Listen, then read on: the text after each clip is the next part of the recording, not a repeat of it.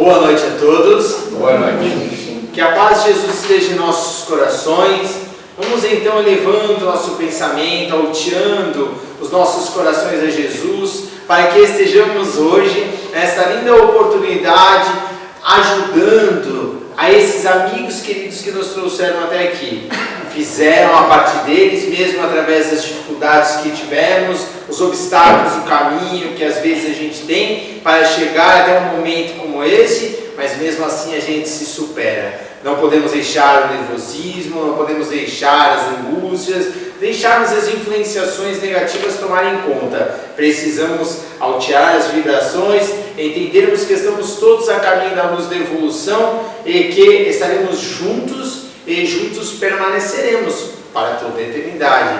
Sabendo desta máxima e entendendo de todo o nosso coração o que Jesus nos ensinou, que amarmos uns aos outros como a nós mesmos, e estarmos amando a Deus acima de todas as coisas e intervir a favor dos nossos semelhantes, começando a partir de nós mesmos, interiorizando-nos, fazendo o nosso autoconhecimento, descobrindo as bênçãos divinas e as maravilhas que temos dentro de nós, para então depois passarmos aos nossos semelhantes.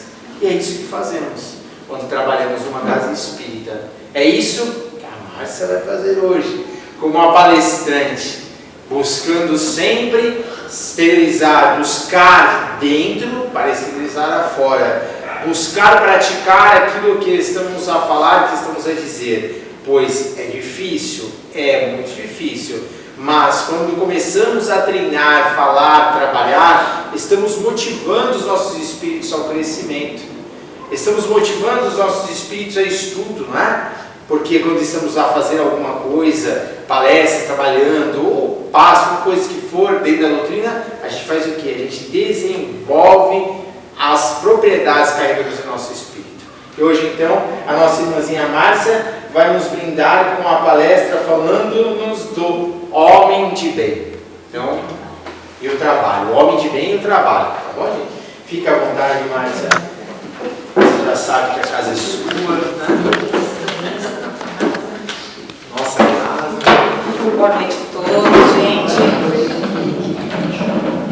É com muita alegria que hoje eu venho até aqui, fazendo minhas palavras do Rafael, colocando em prática aquela luta diária que é trabalhar, que é nos melhorar. Então, como dizia o nosso querido Sola, gente querida, apresenta para vós e para mim a oportunidade de trabalhar e principalmente de estudar, porque para estar aqui é uma responsabilidade muito grande, a gente precisa estudar mais. Como dizia o Sola também, a gente nunca se esquece, José Sola, fundador da casa, da Casa José de Mococa, nós precisamos kardecizar, nós precisamos estudar, nós precisamos trabalhar. E ele nos deixou esse legado, que é de humildade, exemplo de caráter e de estudo, né? Então, aqui com toda a humildade eu me encontro, aproveitando essa oportunidade, porque como nós já sabemos, a ferramenta encostada, ela enferruja, ela perde a sua utilidade, né? Se nós pegarmos uma enxada e encostarmos ela num celeiro, o seu cabo vai apodrecer, a sua lâmina vai enferrujar, ao passo que a enxadinha que está todos os dias lá na labuta, né, trabalhando, arando a terra, o cabo fica brilhoso, a lâmina está sempre afiada. Esses somos nós somos a enxadinha, que sejamos então a enxadinha que todos os dias vai para o campo arar, que a gente possa arar mais, a nossa vontade de sermos melhores, de aprendermos e de trabalharmos. Então, um penhor de agradecimento por essa oportunidade maravilhosa que me concederam de começar a trabalhar. Eu quero compartilhar com vocês uma história verídica que aconteceu em Los Angeles, nos Estados Unidos, e que quando eu ouvi essa história, trazendo ela para a moral espírita, ela agrega a nós um ensinamento maravilhoso. Como o tema é homens de bem e o trabalho, eu acho que ela cabe bem e nós vamos desenvolver depois o moral da história juntos, porque aqui eu estou também para aprender, né? E aproveitando essa energia maravilhosa que vocês estão me emanando, de muito amor e carinho, que eu tenho certeza. Então, foi num quarto de hospital, no centro de terapia intensiva, que a mãe recebeu a palavra fatal do médico. Senhora, o seu filho está morrendo.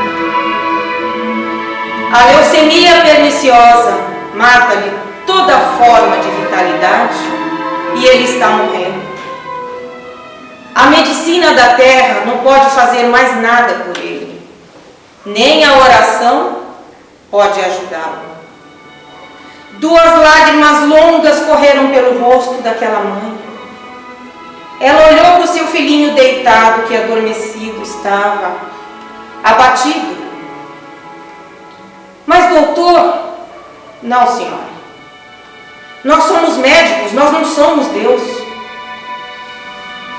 A ciência não pode fazer mais nada pelo seu filho, ele está morrendo. A mãe, abatida, diante da impotência, diante da morte, saiu do quarto e foi dar uma volta. Quando voltou, seu filhinho estava com os olhos abertos. Olhou para a mamãe e disse: mamãe, está perto, mamãe. A mãe, angustiada: não, filho. Mamãe, diga-me a verdade, mamãe, está perto? Sim, Bill, está perto. Até quando? Até sexta-feira, Bill. Mamãe, que tristeza, mamãe. Eu tanto queria ser bombeiro voluntário, mamãe. E agora eu não posso mais.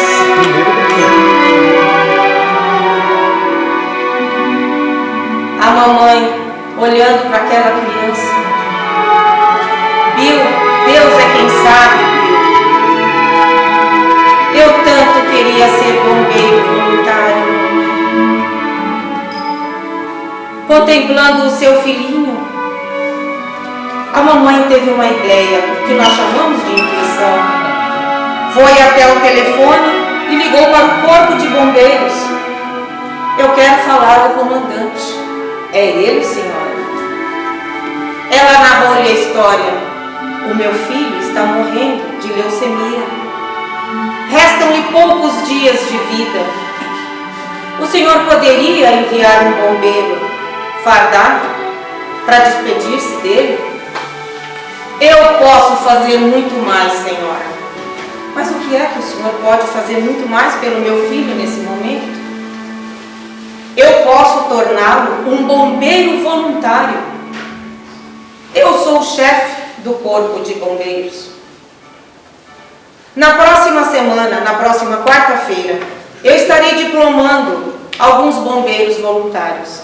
E se a senhora me enviar as medidas dos pés, do corpo e da cabeça do seu filho, eu o tornarei um bombeiro voluntário. Agora a senhora vá lá e diga a ele que ele está proibido de morrer até a próxima quarta-feira. A mãe, motivada por aquela energia, aquela alegria que somente as mães sentem, correu ao quarto, abraçou o seu filho e disse: Bill, eu liguei ao corpo de bombeiros e o comandante mandou te dizer que você está proibido de morrer até a mãe, porque ele vai torná-lo bombeiro voluntário. A criança ficou corada na hora pela descarga de adrenalina, porque o nosso corpo funciona assim, do psíquico para o físico. E naquele momento ele se energizou. A mãe, já alegre, pegou uma fita métrica, começou a medir a criança. Força, Bill, força, você será bombeiro. E já mandou as medidas para o corpo de bombeiros. E na outra quarta-feira, a mãe, juntamente com um médico, Bill tomando plasma, e uma enfermeira especializada, foram de ambulância até o corpo de bombeiros. Lá ele foi recebido pelo comandante, foi vestido com um uniforme de bombeiro, recebeu o cinto vermelho, o capacete e a machadeta, e foi conduzido numa cadeira de rodas até onde estavam todos aqueles que receberiam o diploma, o certificado de bombeiros. Ele foi convidado a levantar o pavilhão nacional. Bombeiro, ajudar-me aqui? Ele foi conduzido pela mãe com a cadeirinha de rodas, pegou na corda, o comandante hasteou a bandeira, cantaram o hino nacional dos Estados Unidos e ele foi diplomado bombeiro voluntário de Los Angeles. Quando estava terminando o evento, você acabou, você tem razão. Quando estava terminando o evento, soou o alarme, que era o alarme de emergência de incêndios. O comandante ligou o computador, consultou a gravidade do evento, olhou para o médico, para a mãe e disse: bombeiro, o fogo está lavrando, não vai ajudar-me a apagar o incêndio? O médico assustado olhou para a mãe, o bombeiro fez aquele gesto de que estava tudo bem. Conduzam todos os equipamentos para o meu carro. Nós iremos para o meu carro. Ligou as sirenes abertas foram direto aonde existia um pequeno foco. Lá a mangueira foi estirada e o bombeiro fazendo mais. Bombeiro, ajudar-me a apagar o incêndio. Ele, conduzido no colo pela mãe, colocou sua mãozinha na mangueira e viu apagar-se o incêndio. 2 dias depois, no hospital, Bill estava morrendo. A mãe, olhando arrasada para o seu filho, voltou ao telefone e ligou para o corpo de bombeiros. Eu quero falar ao comandante. Sou eu, senhora? É o bombeiro Bill. Ele está morrendo. O senhor poderia enviar um amigo fardado para despedir-se dele? Eu posso muito mais que isso, senhora. O que é que o senhor pode fazer muito mais pelo meu filho? Avise o serviço social que nós chegaremos com as viaturas, com as sirenes abertas, mas não se trata de nenhum incêndio. Em que quarto ele está? Ele está no 1º andar, na UTI, segunda janela à esquerda. Senhora, deixe as janelas abertas, nós entraremos por ela. Quanto tempo de vida ele tem? Poucos minutos? Talvez 1 hora? Em menos de 10 minutos se ouvia aquela sirene se aproximando e parou diante do hospital. O hospital estava em silêncio, porque sabiam que não se tratava de nenhuma ocorrência para apagar o incêndio, e sim dos colegas bombeiros que vinham se despedir do bombeiro Bill que estava morrendo. Logo a escada Magiros foi erguida, bateu ao peitoral da janela. À frente vinha o comandante, empunhando a machadeta, e logo atrás os bombeiros. Eram 11 no total. Entraram pela janela, se acercaram, fizeram um semicírculo em volta de Bill, o comandante à frente, olhando para ele. Bill estava em agonia. O comandante, com todo amor e carinho, olhou para Bill e disse: bombeiro Bill, eu o libero dos seus serviços. Você já cumpriu a sua missão.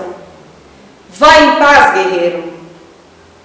Nós ficaremos aqui para, em nome de Deus, trabalhar, socorrer vidas, apagar incêndios. Vá em paz. você já cumpriu a sua missão. A mãe descerrou as pálpebras de Bill. Ele ensaiou um pequeno sorriso, aquele sorriso que nós sabemos que quando as almas partem de paz, aquele semblante de paz.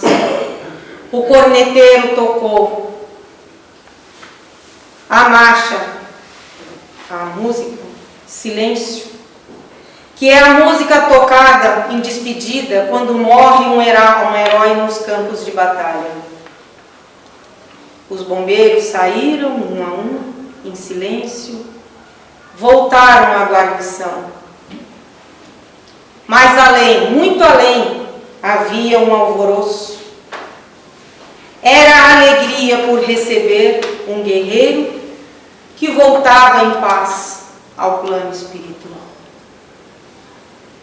Eu, quando ouvi essa história, eu me comovi bastante, porque trazendo ela para o nosso estudo espiritual, nós vemos, nós observamos que nós podemos fazer muito mais. Eu, quando convidada a vir aqui hoje, ainda insegura, porque nós temos dentro de nós alguma insegurança, ouvindo essa história, a gente se coloca na condição desses trabalhadores divinos. E eu pensei, eu posso fazer muito mais. Eu posso me esforçar mais. Eu posso buscar mais. Porque há 2000 anos esteve entre nós alguém que nos trouxe um ensinamento, que enfrentou o sofrimento para nos trazer o amor. Eu costumo dizer que Deus chamou Jesus, vamos fazer uma reunião, nós precisamos dar um jeito naqueles que estão lá embaixo. Eles estão se perdendo na falta de moral, na transgressão. E Jesus, o que fez? Pai, eu posso fazer muito mais. Eu vou reencarnar, mas você não precisa. Não, eu quero fazer muito mais.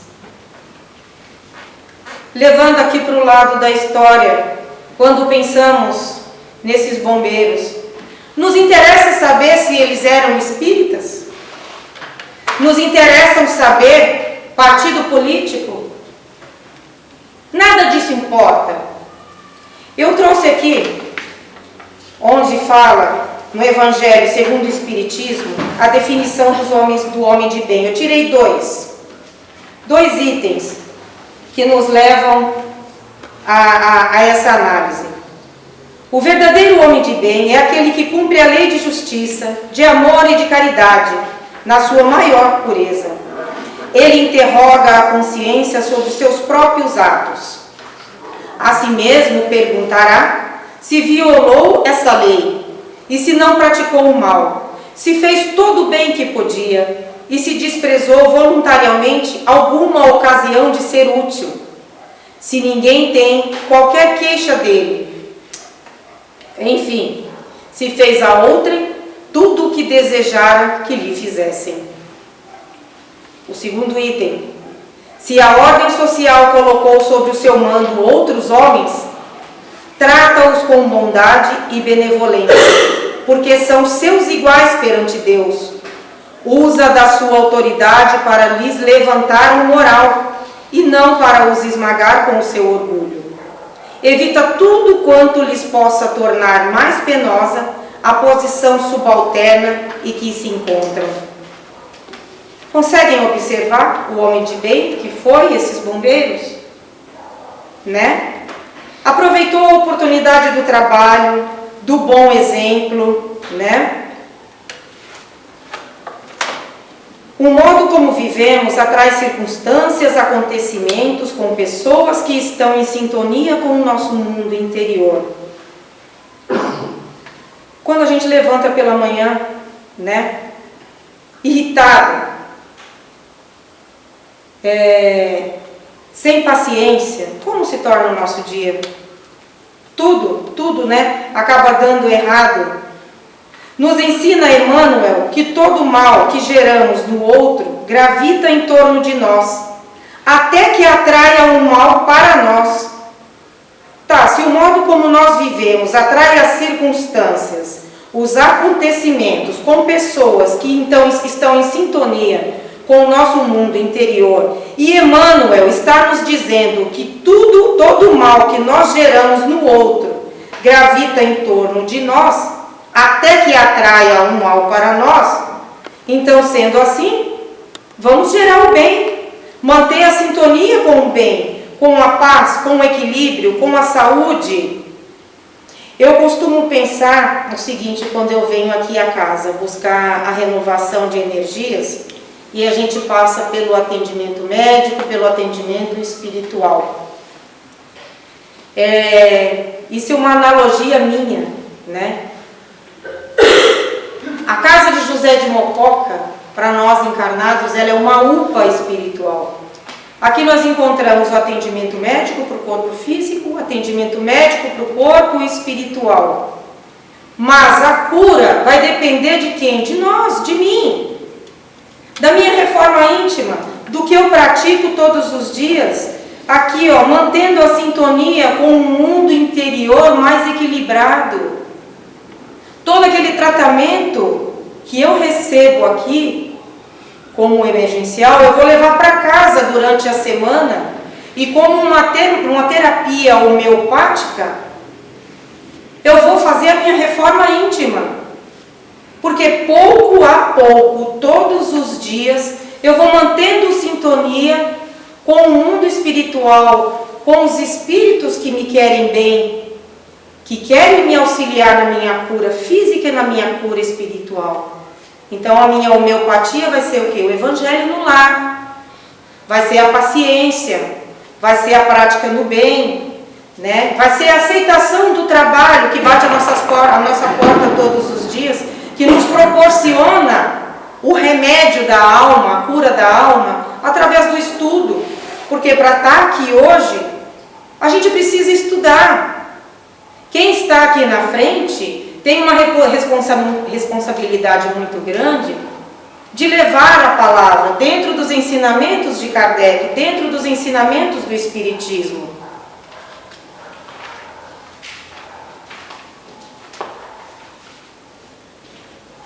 O Pai, nosso Deus, né? Ele forneceu ao Filho Homem a casa planetária, onde cada objeto se encontra em lugar próprio, aguardando somente o esforço digno e a palavra de ordem para ensinar a criatura a arte de servir. Dos reinos inferiores às mais altas esferas, todas as coisas servem a seu tempo. Na natureza, a árvore, ela produz o fruto. A mesma árvore, ela produz o remédio, ela oferece o remédio. A pedra, ela edifica uma parede, um lar. Mas a pedra também faz um calçamento. Então tudo está em perfeita sincronia de trabalho. Aqui, nós estando aqui, né, estávamos falando do Espiritismo, nós não temos a arrogância nem a pretensão de abordar nenhuma outra religião. Até porque todas elas levam ao mesmo lugar, como aqui a gente tem ouvido, né, somente por estradas diferentes. Então nós vamos falar de nós, né, do Espiritismo, do Espírita. Tanto é assim que todos conhecemos de cor a definição de Kardec ao verdadeiro Espírita, e não aos mais ou menos, né? Porque o verdadeiro espírita, ele é reconhecido pelo processo maior ou menor de transformação moral e pelos esforços que emprega para domar as suas más inclinações. No nosso esforço moral, dia a dia, aquelas gotinhas homeopáticas que nós temos que administrar todos os dias para a nossa cura física e espiritual. Já que nós aprendemos, né, que a doença começa na alma e se manifesta no corpo físico, nós precisamos nos equilibrar mais, tratar o nosso espírito, para assim também recebermos essa cura física. As más inclinações todos nós temos. Todos nós temos. E trazemos, e nós as reconhecemos. Né? Às vezes de falar mal, de consentir quando alguém está agindo com maledicência.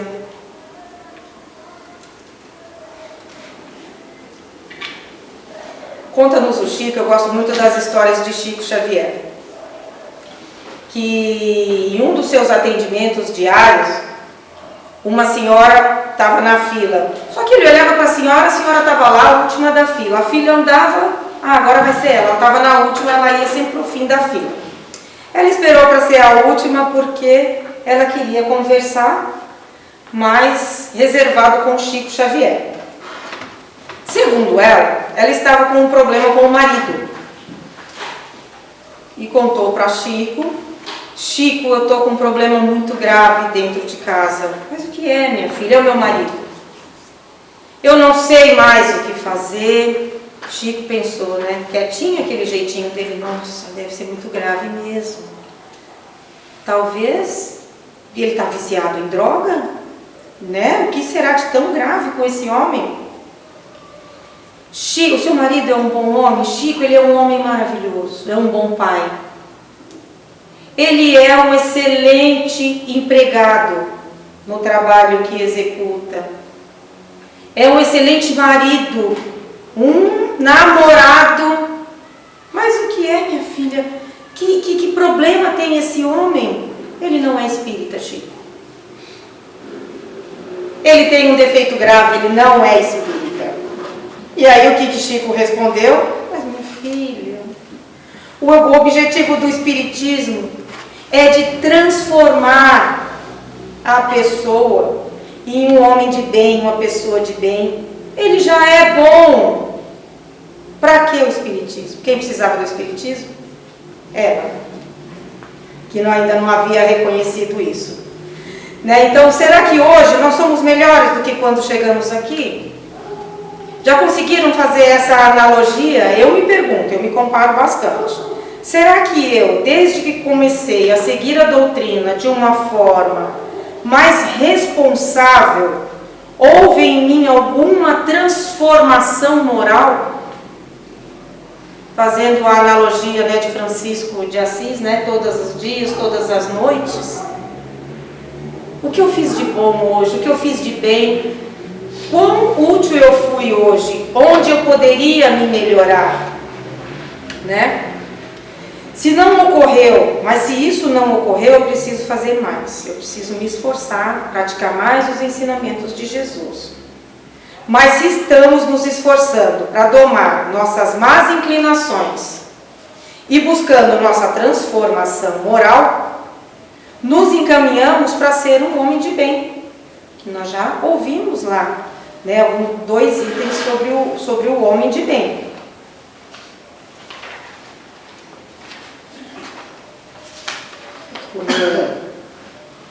Eu copiei e colo aqui. Tópicos de recordação, como diz o Jefferson.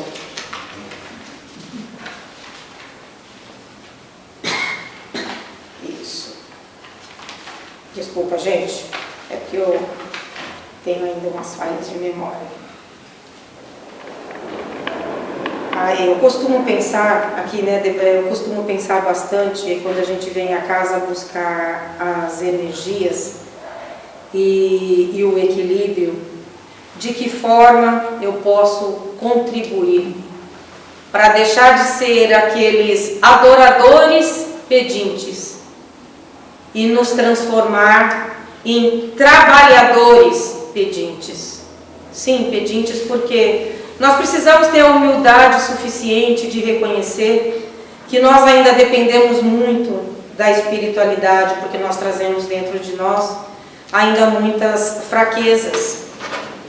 E a oportunidade, ela se apresenta para nós quando a gente entra aqui na casa, né? Mesmo com o sentimento de necessidade, nós precisamos nos colocar também na condição de trabalhadores, porque reconhecemos que aqui nós estamos em uma escola, em um hospital-escola, e que muito além dessas paredes, qual nossos olhos físicos não podem alcançar, encontram-se irmãos em tratamento. E com o mesmo respeito que nós precisamos, que nós entramos num hospital na terra, aqui nós precisamos trazer a mesma postura. E ainda mais, fazer mais. Nós estamos com a postura também de trabalhadores. Porque a espiritualidade necessita da nossa energia para auxiliar aqueles que estão em tratamento, para nos auxiliar. Então nós precisamos auxiliar para auxiliarmos. Quando nós iluminamos uma luz em nós, precisamos ter a consciência que a primeira estrada, o primeiro passo que será beneficiado com essa luz é a nossa própria, porque nós necessitamos nos iluminar para, como uma espiral, iluminar todos aqueles que estão em torno de nós. Então que nós possamos fazer mais, buscar mais, porque as oportunidades de trabalho, elas se apresentam todos os dias. Quando saímos de casa para ir trabalhar, que nós façamos uma prece rogando a Deus, o nosso Pai, que a gente possa ser instrumento em benefício do próximo, que a gente possa, sim, pedir a paciência, mas com a consciência que, junto com a paciência, com a necessidade da paciência, virá um parente problemático, um filho, um chefe. Então, nas nossas relações sociais, nós temos a oportunidade de colocar em prática todo esse trabalho que nós somos convocados todos os dias, né? Então, que possamos caminhar sempre, nos doando. Porque fazendo isso, nós estaremos nos encaminhando para nós sabemos que nós vivemos em um mundo de provas e expiações, né, professor? É isso? E estamos nos encaminhando para um mundo regenerado, né? Passamos por um mundo de transação. Nós precisamos nos esforçar para viver em um mundo regenerado. Porque viveríamos onde todos se esforçam, estão dando o seu melhor e se colocando no lugar do outro. Aqui nós aprendemos nas aulas que definição do mundo regenerado são mundos nos quais os espíritos que ainda têm o que expiar e atraem novas forças nesses mundos. Há muito crescimento moral. Amor ao próximo é a base das relações sociais. Rejeição ao materialismo. Então nós estamos caminhando. Tá complicado, gente? Tá difícil entender isso? O que você acha que aconteceria com o mundo se todos fizessem isso? Se todos se colocassem no lugar do próximo? Se todos praticassem mais a empatia? Eu vou dar um exemplo para vocês. Imaginemos, aconteceu comigo, né? Que nós vamos nos consultar com um médico. Estamos lá com as nossas dorzinhas, vamos consultar com um médico, né? E o médico, só de nos receber com um sorriso, parece que passa tudo, você se sente renovada, né? Mesmo sem ser medicado, quando sai dali com toda a atenção, ele nos ouve, ele pergunta, ele tem total interesse em você.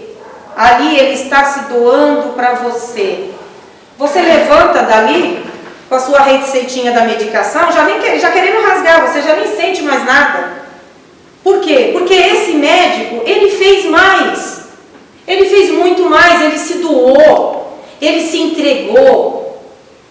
Ele fez da sua dor, a dor dele, no caso a minha, né? Ele fez da minha dor a dor dele. Então ali ele fez valer todo o estudo de anos. Ele fez valer o compromisso espiritual que ele assumiu de sanar dores. E muitas vezes dores emocionais, que são refletidas no corpo físico, né?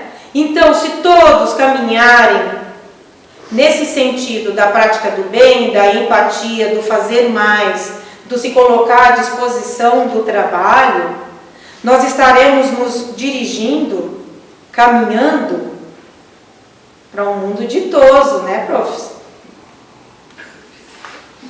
Porque no mundo ditoso, o bem já sobrepuja o mal. Os espíritos já sabem que o propósito da existência é o da evolução moral. O bem é tão comum que se torna algo normal, corriqueiro, semelhante ao uso da tecnologia no nosso mundo do dia a dia. Vai ser tão natural a gente praticar o bem, né? A gente olhar para o outro sem o sentimento, sem qualquer outro sentimento que não seja o do amor, do materialismo. Então, gente, trazendo todos esses aprendizados, esse apanhado de estudos, de aprendizado que nós, graças a Deus, conseguimos ter aqui, nós aprendemos que viver em paz é doar-se. A paz caminha dentro de nós. Não adianta eu viajar todo ano para Disney, para o Nordeste. Não adianta eu imaginar uma praia deserta, onde lá eu vou estar em paz, onde eu vou me desestressar, porque ela vai estar dentro de mim. Tudo o que eu estiver dentro de mim, junto comigo irá. Né? A paz tá? Antes de fazer algo, que a gente pense, que a gente possa, eu falo nós, nos colocarmos mais no lugar do outro, dar o nosso melhor, nos empenharmos com coragem, com muita coragem, porque nós somos amparados por espíritos superiores, por José de Mococa, por José Sola, por todos aqueles que nos querem bem, que nos acompanham desde quando nós assumimos o compromisso de estarmos aqui reencarnados. E sabemos que nada é por acaso. Então que a gente se empenhe mais, que a gente se dedique mais para iluminar o caminho do próximo, sabendo que o nosso também será iluminado. Então que nós possamos seguir os exemplos de Jesus com coragem, nos doando a cada dia. Então a todos vocês eu agradeço a paciência, a oportunidade de estar aqui. Agradeço a José de Mococa, a José Sola, por ter confiado em me dar essa oportunidade hoje, né? Porque, como eu disse, o maior beneficiado foi eu mesmo, porque a gente precisa estudar e aprender e lidar com aquilo que a gente tem de mais intrínseco dentro de nós. Então é com toda humildade, com todo amor e carinho que eu agradeço a cada um, encarnados e desencarnados, que nesse momento, nessa noite, estiveram aqui, emanando energias de amor e carinho, para que eu pudesse estar fortalecida, né, para estar aqui com vocês. Muito obrigada, boa noite a todos.